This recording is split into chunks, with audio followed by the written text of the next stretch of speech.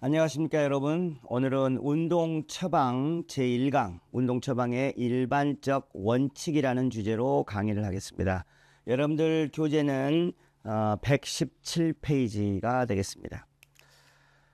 우리가 이제 일반적으로 운동 처방을 할 때 가장 기본적인 원칙이 바로 PIT의 개념입니다. FITT 에다가 VP를 포함합니다. 자, F는 빈도를 의미합니다. frequency이고요. 그 다음에 I는 intensity, 강도. 그리고 T는 time, 시간이고요. 그 다음에 두 번째 T는 타입으로 운동의 형태를 의미합니다. 그리고 FITT의 VP, V는 볼륨으로 총 운동량을 의미하고요. 그리고 P는 progression, 운동량의 증가를 의미합니다. 운동 처방을 할 때는 이처럼 피트 VP의 원칙에 준해서 운동 처방을 하셔야겠습니다. 운동 처방 시의 기본적인 고려사항은 일반적으로 운동을 참여하기 전에 건강검진 그리고 그 평가를 절차에 준해야 한다. 모든 운동 참여자를 다 건강검진하거나 그렇진 않죠. 저희가 건강체력평가에서 말했듯이 운동 참여하기 전에 검사를 해야 될 사람이 있고 하지 않아도 되는 사람이 있죠. 그런 절차를 준수하셔라. 다음 운동 프로그램은 저강도에 시작해서 중강도로 시작하고 저강도에서 중강도로 그리고 운동량과 운동 강도를 점증적으로 늘려라 라는 얘기입니다. 다음은 운동 처방 지침에 의해서 개별화된 운동 프로그램을 사용하는 게 좋습니다. 즉 많은 사람을 동시에 할 때 획일화된 프로그램으로 인해서 체력이 낮은 사람들은 오히려 과부하가 올 수 있다는 거죠. 그래서 그에 맞는 개별화된 운동 프로그램 원칙을 적용하는 게 원칙입니다. 다음 운동 처방 시 행동 중재를 포함해야 합니다. 꼭 운동만을 처방하는 게 아니고 운동 시의 일상 행동, 동작, 생활까지도 중재하도록 하는 것을 포함해야 한다라는 얘기고요. 그리고 운동 처방 시에 시설, 장비 외에도 운동의 목표. 자, 당신은 어떤 목표를 설정하고 거기에 도달하기 위해서 오늘은 어느 정도의 강도로 얼마만큼의 양을 하겠습니다. 이렇게. 그 다음에 신체 능력, 체력, 건강 상태 일정, 그리고 물리적, 사회적인 환경도 고려해서 처방을 하셔야겠습니다. 운동 처방을 하는데 뭐 1시간 거리를 이동해서 운동을 처방을 받고 하기엔 너무 물리적으로 안 맞잖아요. 그리고 이 사람이 업무를 하는 시간이 있고 휴식 시간이 있는데 업무 시간에 와서 운동 처방을 받아라. 이것도 안 맞잖아요. 이런 것들을 고려하셔야겠습니다. 운동 트레이닝을 할 때는 일반적인 세션이 있습니다. 먼저 준비 운동의 시간입니다. 준비 운동은 여러분들 잘 아시다시피 본 운동을 하기 전 단계의 인체 생리적, 심리적인 준비 상태를 해주는 거죠. 그럼으로 인해서 본 운동을 했을 때 무리하거나 과부하가 되거나 운동에 부상이 발생하지 않도록 하기 위해서 우리가 준비 운동을 하는 겁니다. 준비 운동을 하는데 그래서 어찌 보면 준비 운동은 본 운동에 맞게끔 해야 해요. 예를 들어서 본 운동이 마라톤과 같은 굉장히 고강도의 운동인데 준비 운동을 간단하게 스트레칭만 했다? 그건 너무 준비가 안 된다 이 말이에요. 그래서 어찌 보면 인체 운동의 세션의 생리나 생체 역학이나 에너지나 이렇게 맞게끔 적응하도록 하는 단계가 준비 운동의 단계여야 한다. 다음 운동 시 사용될 근육군을 잘 파악을 하셔야 돼요. 하지를 많이 쓰는 스포츠인데 준비 운동을 상지 스트레칭만 했어. 이게 안 맞죠. 그래서 그런 것들을 저강도에서 시작해서 중강도로 점증해라. 다음 관절 가동 범위를 향상시켜야죠. 관절의 각도를 충분한 스트레칭을 해주는 것이 손상의 위험을 감소시킬 수 있다. 자, 이제 최근의 연구들은 그러면 정적 스트레칭이 좋으냐, 동적 스트레칭이 좋으냐, 이렇게 논문들이 많이 나와요. 그러나 여러분들이 시험 문제로 나온 적이 있는데, 준비 운동 시에 우리가 스트레칭을 한다고 했을 때는 뭘 해야 합니까, 여러분들? 동적 스트레칭을 해야 합니다. 정적 아니에요. 정적이 아니고요. 동적 스트레칭을 하는 것이 훨씬 더 효과적이다. 부상 예방에 효과가 있다라는 걸 꼭 기억하시기 바랍니다. 다음 동적 준비 운동은 대근근을 이용하고 심폐지구력 향상이나 장시간 저항성 운동을 하는 경우에는 유연성 운동보다도 오히려 우수하다. 그러니까 이게 여러분들 대근육을 준비 운동을 시키는 게 중요해요. 그 다음에 어떤 이런 스트레칭이나 이런 거보다는 오히려 동적 준비 운동을 한다 이 말이에요. 움직이면서 내가 심혈관을 준비시키는 것, 이런 것이 오히려 유연성 운동을 하는 것보다 훨씬 더 이 효과적이다라는 얘기입니다. 그 다음에 준비 운동을 하는데 5분 미만으로 제한한다. 물론 준비 운동의 시간이 여러분 길면 뭐 좋을 수도 있겠지만 실제적으로 준비 운동은요 5분 정도가 가장 적당하다. 준비 운동이 너무 길어지면 본 운동 하는데 너무 힘들잖아요. 그래서 준비 운동은 5분 정도. 자, 길면 10분. 그러니까 5분에서 10분 정도로 여러분들이 이해하시면 될 것 같고, 자, 그 다음에 여기에서 준비 운동을 하는데 가동 범위 넣었죠. 자, 여기에서는 자, 이렇게 되어 있습니다. 여러분들 책에 118페이지 보면 준비 운동은 다양하지만 여러 근거에서 15분 미만으로 제한한다. 여기서 이제 5분이 아니고 여러분들 15분으로 다시 수정을 좀 부탁합니다. 그러니까 준비 운동은 5분만 하는 거는 아니죠. 그래서 15분 미만. 가장 적절한 준비 운동의 시간은 5분에서 10분이고요. 15분 이상 가면 본 운동에 지장을 초래하기 때문에 여러분들 책에서 보시면 여러 근거들을 종합했을 때 15분 미만으로 제한하는 것이 좋다라는 거예요. 기억하시면 5분이 아니고 15분입니다. 자, 다음 본운동입니다. 본운동은 준비운동이 끝나고 나면 이제 본운동을 하겠죠. 본운동을 할 때는 뭐 내가 심혈관계를 좋게 하기 위해서 유산소 운동을 할 것이냐, 근육을 만들기 위해서 근육 운동을 할 것이냐, 아니면은 더 각도를 내기 위해서 유연성을 할 것이냐, 아니면 스포츠 활동을 할 것이냐, 이게 이제 본운동이죠. 본운동의 운동 시간은 강도에 의존하고 일반적으로 10분에서 60분 정도 지속을 할 수가 있습니다. 고강도로 할 때 10분, 최소 10분, 고강도 10분을 인터미턴트하게 간헐적으로 나누어서 할 수 있다. 이것 또한 말씀을 드렸고, 60분 이상 운동한다. 그건 좀 무리가 될 수 있다. 운동을 중강도로 60분 할 수 있지만 고강도로 60분 어떻게 하겠습니까? 그래서 일반적으로 본 운동은 10분에서 60분으로 지속하는 것이 좋다. 본 운동을 만약에 5분밖에 안 했어요. 그거는 운동의 효과는 미미하다. 또는 운동의 효과보다는 오히려 운동으로 인한 부작용이 올 수도 있다. 다음은 정리운동입니다. 정리운동은 이 심리적 회복 지표 개선에는 큰 효과는 미미하다라고 연구가 나오고 있어요. 근데 정리운동을 하는 거는 거의 안정 수준으로 복귀하는데 정리운동이 필요한 거죠. 혈액이 하지로 간 혈액을 다시 심장으로 되돌리려면 정리운동이 반드시 필요한 거예요. 그 다음에 정적 스트레칭 같은 저강도, 중강도 유연성 운동은 굉장히 사람을 릴렉스 시키죠. 그래서 더 효과가 있다. 그러니까 준비 운동은 동적 스트레칭이 더 좋지만 정리 운동은 정적 스트레칭 같은 것이 더 안정 상태로 되돌릴 수 있다. 이렇게 보시면 될 것 같습니다. 다음 심폐체력입니다. 심폐체력이라는 건 운동 수행을 위해 산소를 운반해서 산소를 가지고 폐에서 산소를 받아서 내 몸으로 보낸다고 했잖아요. 그러한 전체적인 능력이 심폐체력인 거예요. 자, 이 중고강도에서 율동적인 운동, 인터벌 트레이닝이 바로 심폐체력을 향상시킬 수 있는 운동이 되겠습니다. 최근 고강도 인터벌 훈련을 했을 때 이게 전통적인 지구성 훈련과 유사하다라는 얘기예요. 그러니까 무슨 말이냐면 60분 동안 달리기를 계속 하는 것도 좋다.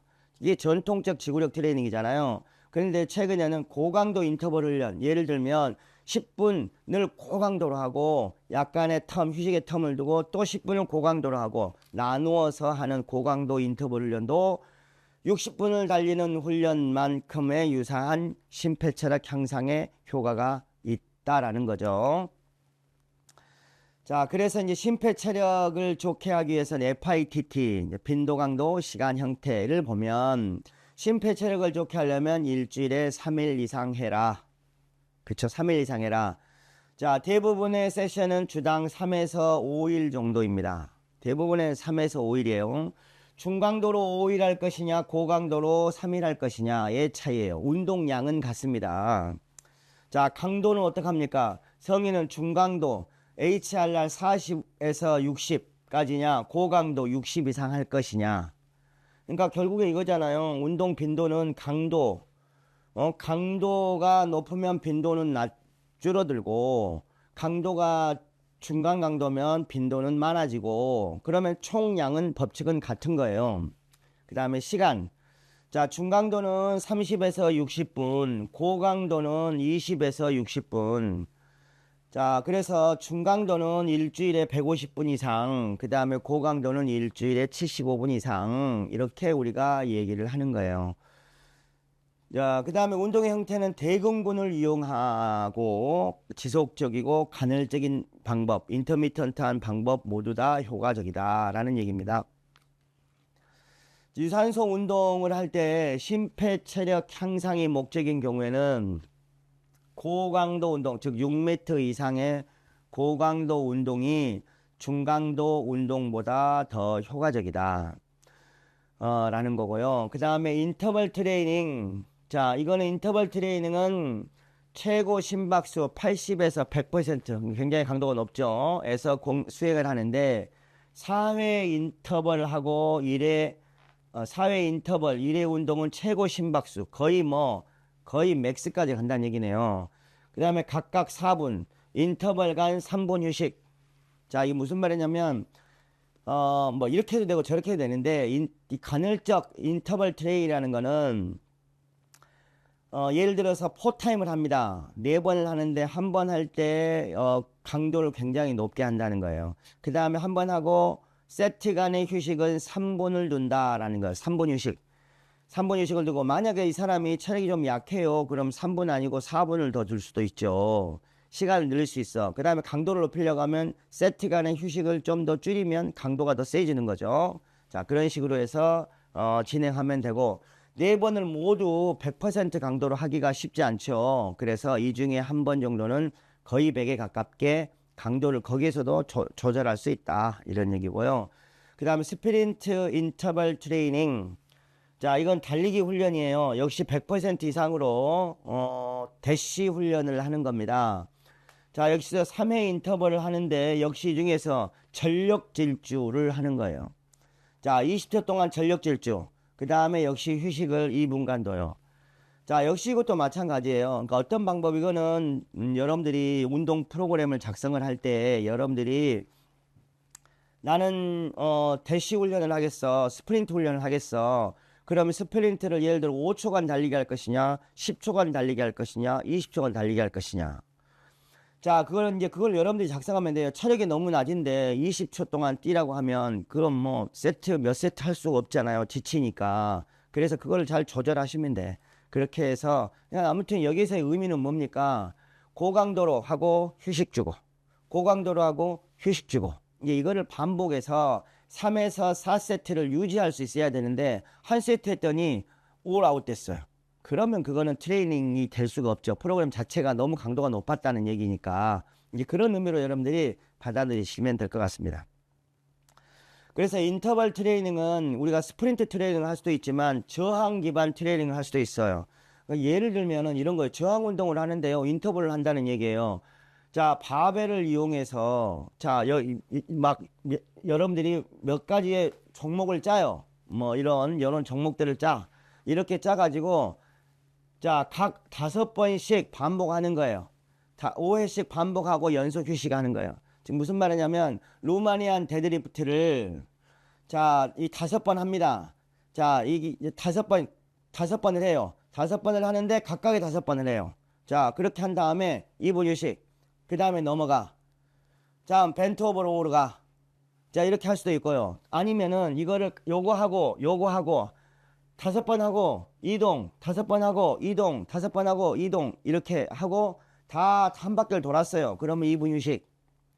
자, 이걸 1라운드로 봐요. 그 다음에 또 한 번 이렇게 할 수도 있다. 역시 이것도 저항 기반 인터벌 트레이닝이 되겠어요. 저항성 운동으로 인터벌 트레이닝을 연속적으로 이렇게 하게 되면 심혈관 향상에도 도움이 됩니다. 웨이트를 했는데요. 웨이트를 했음에도 불구하고 이런 서킷 인터벌 트레이닝은 유산소 운동에 효과가 있습니다. 그래서 유산소 운동 강도가 포함되는 거죠. 그 다음에 고강도 기능성 트레이닝. 자, 이거는 이제 장비를 쓰지 않고요. 달리기, 그 다음에 10번 클린 앤 프레스, 즉 이거 막 섞인 거죠. 그러니까 뭐 웨이트하고 그 다음에 유산소를 섞은 거예요. 이렇게 섞어가지고 3라운드를 진행한다. 400m다. 우리가 뭐 저 근대 오전 같은 경우도 뭐 그렇고 철인 3종도 그렇잖아요. 자, 달리기를 막 400m를 해요. 그 다음에 자, 클린 앤 프레스를 10번을 해요. 그 다음에 10회 워피를 해요. 자, 이게 한 라운드 끝나는 거예요. 자, 다음 2세트 또 돌아요.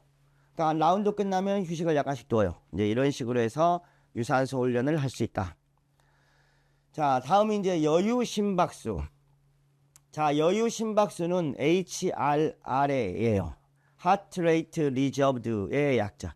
여유 심박수는 공식, 이거는 무조건 알고 계셔야죠. 무조건. 뭐 거의 매번 시험에 나올 정도로 건운사에게는 아주 필수적인 그런 항목이 되겠습니다. 어떻게 하느냐? 최대 심박수 또는 최고 심박수에서요, 안정시 심박수를 빼요. 그 다음에 운동 강도를 곱해요. 에다가 다시 안정시 심박수를 더합니다. 이게 바로 목표 심박수예요. 자, 다시 말씀드리면 나이가 40세인 남성을 대상으로 40세를 대상으로 자, 운동 강도 60%에서 운동을 시키고자 합니다. 이 사람의 안정시 레스트 하트 레이트는 60이에요. 60회. 그 다음에 운동 부하 검사를 했더니 최고 심박수가 자, 이 피크 하트 레이트가 160이에요. 이렇게 나왔어. 자, 그렇다면 이 사람의 타켓 하트 레이트는 얼마냐 이거야. 이렇게 이제 문제가 나오면 어떻게 합니까? 최고 심박수 빼기 안정시 심박수잖아요. 그러니까 최고 심박수 160에서요, 안정시 심박수 60을 빼요. 에다가 운동 강도 몇 %였습니까? 60%잖아요. 그러니까 0.6을 곱해요. 그리고 더하기 안정시 심박수 60을 더합니다. 그럼 얼마입니까? 요게 100에 100이고 6을 곱하니까 100에 6이니까 60이죠. 그럼 더하면 얼마입니까? 목표 심박수는 120이 되는 거예요. 그죠? 자, 만약에 피크 하트 레이트를 보기 위해서 안 줬어요. 그러면 어떻게 할 것이냐? 이게 중요합니다. 이걸 안 주면은 어떻게 해야 되겠습니까, 여러분들? 그렇죠. 220에서 나이 40을 빼요. 그럼 얼마입니까? 180이죠. 그죠? 이 180을 최대 하트레이트로 봐야 해요. 그래서 답이 완전히 달라지죠. 180에서 60 안정시 60을 빼고 곱하기 운동 강도 거하고 더하기 안정시 60을 더해요. 그럼 이게 120이죠. 120에다가 곱하기 0.6을 해야 되고 더하기 60을 해야 돼요. 그러면 이거 더하면 얼마입니까? 6, 21, 이게 72죠. 72 더하기 60이 되는 겁니다. 그럼 얼마입니까? 132가 되는 거예요. 완전히 답이 달라지죠. 아까는 120이었는데 이게 130이에요. 왜 그래? 피크 하트레이트 때문에 그렇습니다. 그러니까 문제에서 피크 하트레이트를 제공했다. 그러면 이걸 쓰면 되는 거고요. 제공하지 않고 나이만 제공했어요. 그러면 220에서 나이를 뺀 거를 우리가 피크 하트레이트라고 봐야 한다라는 그런 의미입니다. 이해되시죠? 자, 그렇게 보시면 되고, 그 다음에 이제 여러분들 뭡니까? 두 번째 여유 산소 섭취량 마찬가지예요. 자, 이거는 방금 한 거는 하트레이트고요. 하트레이트고 여유 심박수, 산소 섭취량도 마찬가지입니다. 공식은 똑같아요. 최고의 산소 섭취량에다가 그 다음에 안정기 산소 섭취량을 빼요. 안정시 산소 섭취량은 얼마입니까? 얼마예요? 여러분 잘 알고 있잖아요. 3.5예요. 3.5. 3.5ml잖아요. 자, 그 다음에 운동 강도를 곱해요. 그 다음 안정기 산소를 더하는 거예요. 그러니까 이제 이거 마찬가지. 그러니까 안정기 산소 섭취량이 3.5라는 거를 꼭 기억을 하셔야 합니다. 다음 산소 섭취량법 VO2 max. 자, 만약에 여유 심박수가 아니고 최대 심박수라고 했어. 그러면 그냥 간단하게요. 최대 심박수에다 곱하기 그냥 강도만 넣으면 돼요. 그러니까 여유 심박수하고 최대 심박수하고는 완전히 다르죠. 최대 심박수의 60%에서 운동을 했다 하고 여유 심박수의 60%에서 했다 하고 운동의 타겟 하트레이트 자체가 달라진다는 거예요. 그걸 꼭 기억하시고 그냥 최대다 그러면 그냥 곱하기 운동 강도만 해주면 되는 거예요. 자, 다음 대사당량 매트에 의한 거 마찬가지입니다. 매트 최대 최고에다가 3.5mm 하면 되는 거예요. 에다가 운동 강도만 곱하면 돼요. 그러면 목표 대사당량이 되는 거예요. 만약에 이제 우리가 1m가 안정시라고 얘기를 했잖아요. 여유 대사당량법이다. 예를 들어서 6m에서 운동을 했어요. 6m 운동 강도로. 그러면 여유는 얼마냐? 6m에서 안정시 1m를 빼야 해요. 자, 그 다음에 운동 강도가 예를 들어서 6m 운동에 50% 했다 그러면 0.5를 곱해요. 에다가 더하기 1m를 더해줘야 돼요. 그러면 이게 5m, 5, 2.5, 약 3.5m에서 운동을 하면 되는 거예요. 이해되시나요? 그러니까 매트에 의한 운동 처방을 하고 싶어요. 근데 여유 심박수에 의한 매트 운동 강도를 하고 싶으면 안정시 1m를 더하고 빼줘야 한다 이 말입니다. 자, 다음은 이제 심폐 운동 강도 추정 방법. 이거는 이제 여러분들 그 책을 보시면 책에 이게 몇 페이지에 있습니까? 여기 나와 있습니다. 122페이지 표 5-2에 보면 이제 이게 있어요. 자, 이걸 한번 보시면 되는데 이게 어려운 게 하나도 없을 것 같습니다. 예를 들면 중강도를 볼까요? HRR 40에서 59%가 되는 거고요. 자, 만약에 하트레이트 맥스로 본다면 57%가 되는 거고요. 자각도는 RP 매우 가벼운이 되는 거고요. 이렇게 되네요.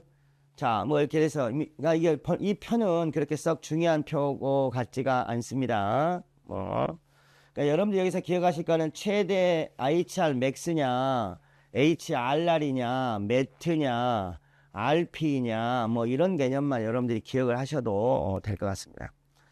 자, 다음은 체력 향상을 위한 유산소 운동의 형태입니다. 유산소 운동의 형태는 뭐 다양하죠. 우리가 이제 운동군이 여러 가지가 있을 수 있는데, 일반적으로 여기서 운동 시 최소 수준의 기술과 체력이 필요한 지구성 활동을 A그룹이라 본다면, 우리가 일반적으로 이런 게 뭐가 있습니까? 최소 수준이라면 그냥 걷기잖아요. 그죠? 그 다음에 우리가 그냥 자전거 타는 거, 솔수영 말고 그냥, 집에 있는 자전거들 있잖아요. 그런 타는 거, 수중 에어로빅, 그 다음에 아주 가벼운 댄스 같은 거, 이런 것들이 일반인한테는 낮은 강도의 유산소 운동에 해당한다 이 말이고요. 그 다음에 B그룹은 뭐냐면 약간의 고강도 지구성 활동이 있어야 하는 종목을 B라고 본다면 그러면 이걸 뭡니까? 이거는 우리가 운동 참여전 검진 지침이라는 게 있었어요. 자, 거기를 보시고 운동을 이걸 해도 될 것인가 말 것인가, 연령도 고려해야 되고 질병도 고려해야 하고, 그쵸, 파큐 설문도 봐야 되고, 그래서 이걸 의사 참여 없이도 그냥 할 수 있느냐, 이거는 그렇게 판단하시면 되고, 그럼 이런 건 뭐가 있어요? 좀 더 센 거죠. 조깅, 빠른 걷기, 로잉, 에어로빅, 이렇게 쭉 있어요. 강도가 좀 높죠. C는 뭡니까? 좀 더 높아. 운동 기술이 요하는 거예요. 그래서 수영이나 크로스컨트리 스키나 스케이트 기술을 요하죠. 아주 기본적인 체력 갖고 이걸 할 수 있어? 위험하잖아요. 그래서 A그룹을 먼저 하고 A단계 먼저 하고 B단계 하고 이게 되면 C단계 하고 이게 되면 좀 더 강한 스포츠 활동을 할 수 있다 이 말이에요. 그러니까 여러 가지. 그럼 나는 A그룹에 속하냐 B그룹에 속하냐 이것도 고려를 하셔서 이제 여러분들이 운동 처방을 하실 때는 그 사람의 체력의 상태나 연령이나 질병이나 위험 요소나 이런 것들을 판단하셔가지고 A그룹이 필요하겠다, B그룹의 운동이 필요하겠다 뭐 이런 것들을 평가를 하시면 될 것 같습니다. 자, 매트. 자, 우리가 매트라고 하는 것은 에너지 소비량의 지표예요. 자, 매트는 안정시 소비 에너지에 대한 활동 중 소비 에너지의 비율을 매트라고 한다. 대사당량이에요. 대사당량. 그래서 1매트는 앉은 상태 또는 누운 상태에서 안정을 취하고 있을 때 에너지 소비량을 1매트라고 한다. 1매트는 3.5ml per kg per min이다. 1분 동안에 근육 1kg이 3.5ml의 산소를 소비하는 것을 우리가 안정하다, 1매트다 라고 얘기를 하는 거예요. 그죠? 자, 매트 퍼 미니라는 거는 자, 개인별 특성이나 신체활동 형태 상관없이 표준 방법으로 수행한 총 신체 활동량을 정량화하는 에너지 소비량의 지표다. 자, 한 개 이상의 신체활동 매트 수와 수행한 신체활동 시간을 곱하여 계산한다. 자, 그래서 예를 들면은 이런 거 매트 민이라는 거는 자, 예를 들면 내가 10분간 걸었고요. 또 10분간 조깅을 했어요. 자, 그러면 천천히 걸었어요. 그러면 예를 들면 2매트예요. 자, 이 매트를 10분간 했잖아요. 이 매트 곱하기 10분이에요. 에다가 더하기. 그 다음에 내가 뭐 했다고요? 10분간 뛰었어요. 가볍게 뛰었어요. 빨리 뛰면 힘드니까. 그러면 3매트 운동을 10분 했어요. 그럼 나의 총 매트는 요걸 다 더하면 계산하면 되죠. 그러니까 나의 활동량은 이거였어요. 그죠? 자, 그래서 매트하고 미는 분당 소비한 에너지량인 거예요. 그래서 여기 보면 주당 일주에 몇 분의 운동을 몇 매트의 운동했는가 또는 하루에 몇 매트 운동을 몇 분 했는가 이렇게 표준화하는 것을 우리가 매트민이라 그래요. 그러니까 이거는 뭡니까? 총 내 신체 활동 에너지 소비량을 이렇게 표기하는 거예요. 그러니까 매트의 개념은 에너지 소비량인데 이거는 몇 분 동안 총 에너지 소비량을 정량화한 것이 매트민이다 라고 보시면 돼. 그러니까 매트민이 높다는 것은 그만큼 에너지 소비를 많이 했다는 의미를 하는 거예요. 그렇게 이해하시면 되고, 그 다음에 이제 킬로칼로리, 우리가 일반적으로 칼로리 하잖아요. 근데 이 칼로리는 킬로칼로리를 의미하는 겁니다. 대문자 칼로리, 대문자 CAL 또는 킬로 CAL 같은 말이에요. 그냥 우리가 칼로리라고 얘기를 하는 겁니다. 그거는 킬로칼로리라는 건 이거는 물 1kg의 온도를 1도씨 증가시키는 데 필요한 에너지를 의미합니다. 자, 매트를 자, 분당 킬로칼로리로 변환하려면 체중을 알아야 한다. 체중을 알아야 해요. 자, 그래서 이 체중 왜 3.5ml per kg per min이잖아요. 그래서 내가 체중을 모르면 칼로리로 환산을 할 수가 없어요. 그래서 환산을 하려면 이렇게 킬로그램을 알아야 한다. 그 다음에 리터로 환산한다 말씀드렸죠. 그 다음에 1리터는 1리터의 산소는 5kcal의 에너지를 만들어냅니다. 1리터의 산소는 5kcal의 에너지를 만들어낸다고.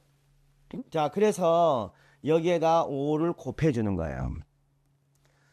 자, 이거는 아마 제가 또 그 전에 아마 설명을 드렸기 때문에 그래서 총 운동량은 주당 몇 킬로칼로리를 썼느냐, 하루에 몇 킬로칼로리를 썼느냐 이렇게 표현을 한다. 자, 예를 여기 이제 들어봤습니다. 70kg인 남성이 7m의 조깅을 일주일에 3번을 하루에 30분씩 했어요.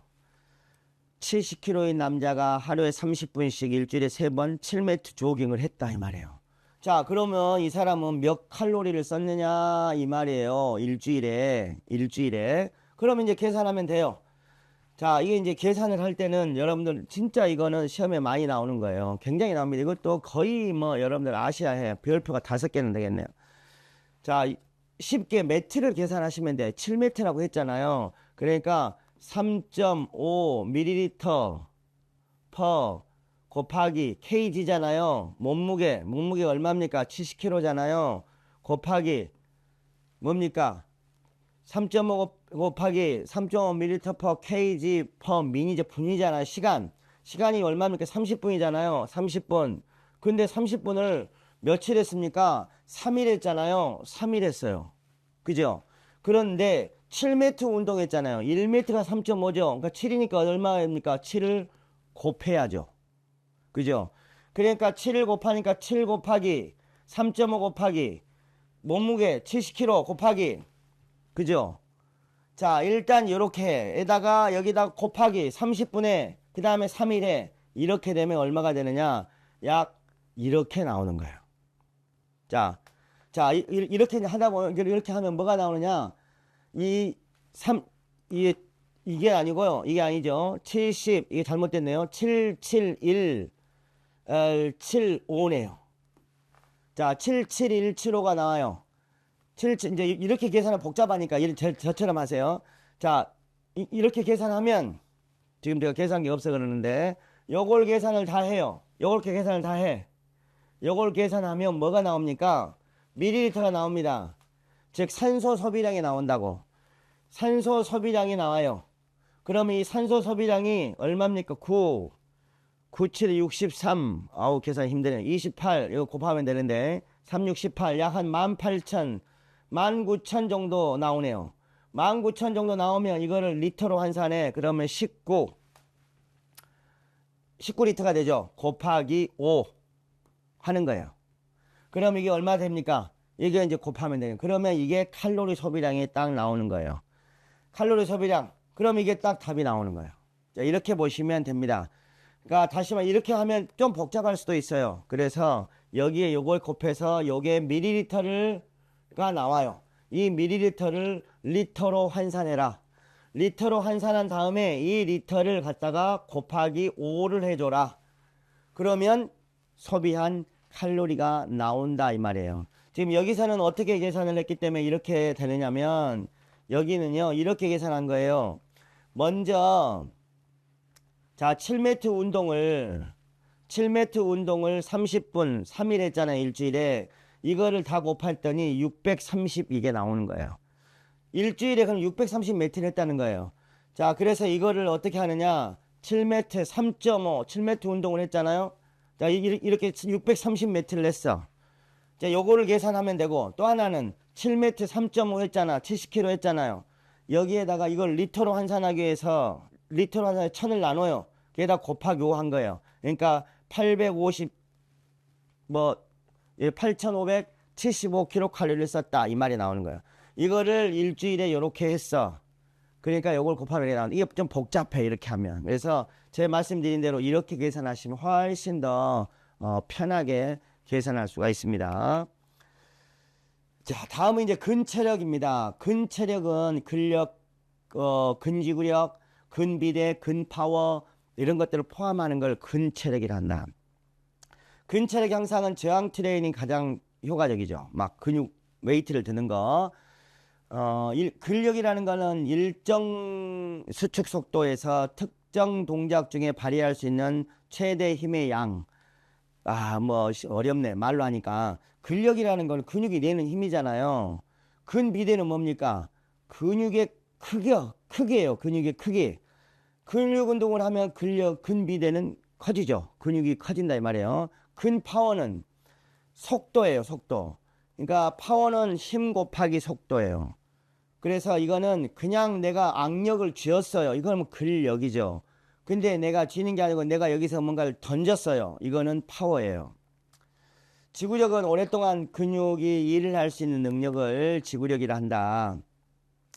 저항 트레이닝의 운동 권고의 FITT를 보면, 자, 일단 저항 트레이닝이잖아요. 그러면 운동의 빈도는 최소 이틀이다. 다르죠? 그러니까 유산소 운동은 주당 3일이었는데, 이 근력 저항 트레이닝은 주당 2일 이상 해야 한다라는 거예요. 해야 하고, 그 다음에 개인의 선호도에 따라서 근육군당 주당 횟수를 선택할 수 있다. 운동의 강도는 1RM의 60에서 70%로 8에서 12회를 반복을 권장한다. 근육 운동에서는 8에서 12회가 좋아요. 왜? 8에서 12회의 반복수는 근력 강화와 함께 근지구력이 효과적이거든요. 그래서 8에서 12회를 많이 권장합니다. 무게는 60에서 70%, 초보자가 60에서 70%예요. 그럼 숙련자는 좀 더 높게 할 수 있다. 근육의 목적에 따라서 강도 횟수를 달리할 수 있다 이 말이에요. 다음 시간, 모든 성인에는 뭡니까? 주동근기량근을 목표로 다관절 운동이 권장된다. 모든 성인은 하나 이상의 근육군에 영향을 줘야 돼. 하나가 아니고. 그래서 단관절이 아닌 다관절 운동이 권고된다. 예를 들면 무릎 신전을 하는 것보다는 스쿼트를 하는 것이 다관절 운동에 해당되잖아요. 그래서 그런 것들이 더 권장된다라는 얘기고, 자, 그 다음에 저항 트레이닝 프로그램에서 단일 관절 및 코어 운동들이 포함될 수 있다. 근육 운동을 하는데 한 부위만 하는 것보다는, 물론 특정 목적에 의해서 한 근육만 할 수도 있어요. 근데 그렇지 않다고 한다면 전체적으로 근육군을 두루두루 하는 것이 더 효과적이다라는 그런 얘기입니다. 근육 운동을 하는데 꼭 웨이트가 장비가 있어야 되느냐? 없어도 체중을 이용해서 하시면 된다라는 얘기입니다. 다음 유연성 운동입니다. 유연성 운동은 탄성 스트레칭 또는 반동 스트레칭이라는 게 있고, 그 다음에 동적 스트레칭, 느린 동작 스트레칭, 그 다음에 정적 스트레칭, 이렇게 이제 구분할 수 있어요. 요 두 개는, 자, 탄성 반동 스트레칭. 자, 우리가 일반적으로 이건 동적 스트레칭이에요. 동적 스트레칭, 우리가 일반적인 동적 스트레칭은 늘리고 이렇게 하는 거죠. 반복해서 하는 거잖아요. 이걸 동적 스트레칭이라 그래요. 그런데 이거 탄성 반동 스트레칭이라는 거는, 이거는 근육의 각도를, 관절의 각도를 더 크게 해서 하는 거예요. 예를 들면 이렇게 이게 쭉 늘렸잖아요. 이 늘리면 이게 늘어나잖아요. 이 늘어난 거를 더 크게 세게 늘려. 그러면 이 근육은 원상태로 짧아지려고 하는 특성을 낼 겁니다. 그래서 결국에는 이렇게 오려고 하는 특성. 자, 이때 그거를 이용해서 하는 거예요. 이렇게 하는 거를 탄성 스트레칭이라 하고, 동적 느린 동작 스트레칭은 우리가 일반적으로 하는 하나, 둘 이런 스트레칭을 동적 느린 동작 스트레칭이에요. 그러니까 탄성 반동 스트레칭이 훨씬 더 효과적이죠. 탄성 반동 스트레칭은 결국에 부상 예방에 도움이 된다. 관절의 끝점에서 스피드하게 하기 때문에 그런 거예요. 정적 스트레칭은 근육과 근을 늘리는 시간을 10에서 30초 정도 길게 가져가는 거죠. 자, 그래서 이게 정적 스트레칭은 유연성에 효과적이에요. 반대로 반동 스트레칭은 근육 부상에 효과적이에요. 그래서 경기하기 전에는 반동 스트레칭을, 끝나고 나면 정적 스트레칭을 하는 것을 더 권장한다라고 여러분들 이해하시면 되겠습니다. 그 외에도 능동적, 정적, 수동적, 정적, 그 다음에 PNF 스트레칭 이렇게 있죠. 능동적, 정적 스트레칭이라는 거는 주동근에 힘을 줘서 스트레칭 자세를 유지하게 하는, 일반적으로 요가 할 때 본인 스스로 자세를 취해서 멈추잖아요. 그거를 능동적, 정적 스트레칭이라 그래요. 그러니까 대상자가 스스로 스트레칭을 하도록 해서 멈춰주는 것을 능동적, 정적 스트레칭이라 하고, 수동적, 정적 스트레칭은요, 대상자 스스로 하는 게 아니고요, 옆에서 보조를 해주거나 장비에 의해서 늘린 다음에 멈춰주는 것이에요. 여러분들이, 건운사가 대상자에게 보조하면서 내가 늘려줬어요. 그건 다 수동적 정적 스트레칭이 되는 거죠. 다음 PNF. PNF는 역시 여러분들이 대상자에게 할 수 있는 가장 좋은 유연성 운동이 바로 PNF 스트레칭이 되겠죠. 이 PNF 방법은 우리가 뭡니까? 이게 홀드 릴렉스가 있고요. 홀드 릴렉스. 그 다음에 컨트랙트 릴렉스. 그 다음에 컨트랙트 릴렉스 리버지얼 스트레칭이 있어요. 크게 세 가지. 홀드 릴렉스는 쭉 늘린 상태에서, 자, 예를 들어 각도가 안 나오잖아요. 손목의 각도가 안 나왔을 때 얘를 쭉 하고 자, 힘주세요 해. 자, 예를 들어 아이소메트릭 힘주세요 하라고요. 그 다음에 멈춰 보여줘요 하고 힘 빼세요. 힘주세요. 힘 빼세요. 힘 줬어. 힘 주고 멈췄잖아요. 아이소메트릭으로. 이걸 홀드라 그래요. 멈춰 있어. 그리고 릴렉스 힘 빼세요. 자, 이렇게 아이소메트릭 했을 때는 근육이 수축을 하잖아요. 등척성 수축하잖아요. 그리고 힘 빼세요. 이 힘 뺄 때 릴렉스가 된다는 거예요. 자, 컨트랙트 릴렉스는 반대로 이걸 컨트랙트 수축하는 거예요. 수축하세요. 수축하세요. 자, 올리세요. 힘 빼세요. 자, 이게 수축시킨 다음에 힘 빼세요 하는 게 컨트랙트 릴렉스예요. 반대로 컨트랙트 릴렉스 리버지얼 스트레치라는 거는, 자, 올리세요. 힘 빼세요 하면서 반대로 스트레치 시키는 거예요. 그러니까 이 세 개의 방법은 여러분들이 실제적으로 많이 해보시면 현장에서는 굉장히 많이 유용하게 사용할 수 있는 스트레칭법이다. 유연성 운동을 할 때 공고, 관절 고유의 가동 범위, 운동 수행을, 가동 범위를 좋게 하고 운동 수행 능력을 향상시키는 데는 유연성이 굉장히 효과적이다. 정적 탄성 PNF 스트레칭이 항상 가능하다. 특정 관절의 유연성은 근육이 차가운 게 아니고 근육 온도가 높았을 때 하는 게 효과적이에요. 핫팩하고 스트레칭하면 더 효과적이라는 얘기예요. 그 다음에 운동 직전에는 자제해야 한다. 제가 아까 말씀드린 운동하기 전에 준비 운동 시에는 정적 스트레칭 하지 말고요, 반동 스트레칭 하라 이 말이에요.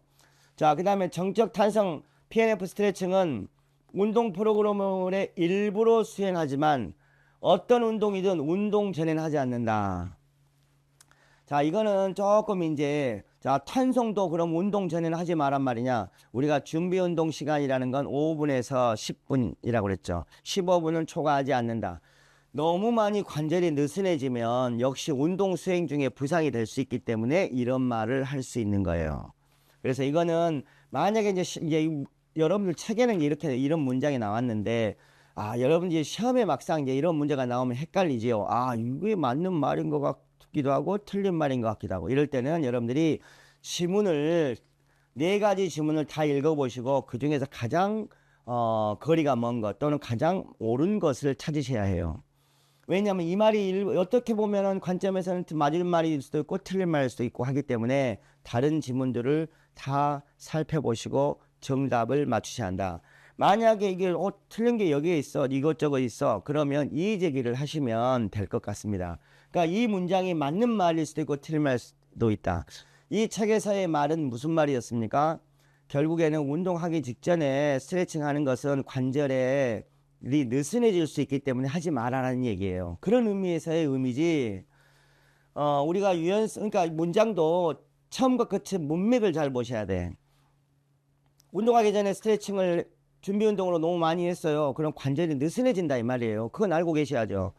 그런데 관절의 가동성을 하기 위해서 준비 운동 시에 정적 스트레칭, 탄성 스트레칭 했다. 이거는 맞는 말이잖아요. 그렇죠? 그렇게 여러분들이 전체 지문을 맥락을 한번 확인하셔야 된다. 다음, 동적 스트레칭은 모든 운동 이전에 공고된다. 운동 수행을 향상시키는 게 좋다. 자, 동적 스트레칭은 모든 운동 이전에 공고된다 라는 얘기잖아요. 그렇죠? 동적 스트레칭 모든 운동 전에 공고된다. 그러니까 결국에는 역시 두 개가 이율배반적인 것 같지만 어떤 관점에서 어떻게 해석하느냐에 따라서 맞는 말일 수도 있고 틀린 말일 수도 있다. 자, 유연성 운동은 불연속적으로 관절당 총 90초를 권장한다. 뭐 이런 문제는 시험에 나오진 않습니다만 이게 무슨 의미겠습니까? 불연속적으로. 유연성 운동을 하는데 하나의 관절만을요 90초 이상 하면 늘어나죠. 그래서 불연속적이란 말이 그래서 나온 거예요. 불연속적. 하나만 계속 주구장창 90초 하지 말고 이거 하고 요거 하고 요거 하고 이렇게 돌아가면서 해야 되는데 연속적으로 하지 말라라는 의미가 포인트인 것 같고, 단기간에 약간의 불편한 느낌이 있는 지점에서 약간의 불편감이 있는 지점에서 회당 10에서 30초 유지하는 것이 유연성 운동에 가장 효과적이다. 요거는 요 문장 기억하시고, 노인의 경우에는 30초에서 60초 동안 스트레칭 자세를 유지하면 더 좋다. 노인의 경우에는 사실은 더 뻣뻣하잖아요, 관절이. 그래서 8초, 10초가 아니고 더 많은 시간을 하고 있으면 가동성에 효과적이다라는 그런 의미로 받아들이셔야 합니다. 실제로 여러분들 현장에 가서 노인을 30초 동안 한 자세로 스트레칭 한다는 게 그리 쉽지는 않습니다. 어려워요, 어려워. 통증을 호소하기 때문에. 교과서니까 이런 말이 나오고, 그 다음에 PNF는 최대 수위적 수축의 20에서 75%로 3에서 6초 유지하고 보조자의 도움으로 10에서 30초 동안 스트레칭 하는 것이 권고된다. 그러니까 이 대상자 스스로 근육을 최대한 대로 늘려서 3에서 6초 유지하고 여러분들이 그 이후에 10에서 30초 동안 스트레칭 시켜라 라는 의미고요. 그 다음에 유연성 운동은 주당 2일에서 3일 정도가 권고되고 매일 수행하는 것이 가장 효과적이다.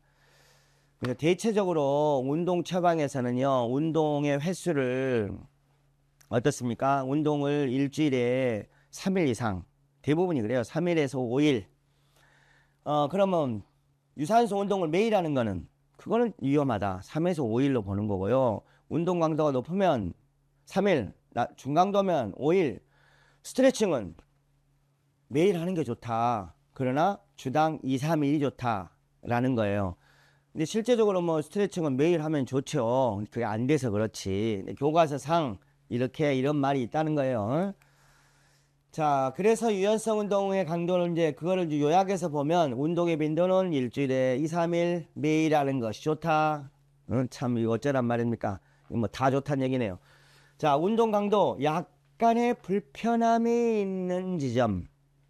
그 다음에 운동의 시간은 대부분은 10에서 30초 유지.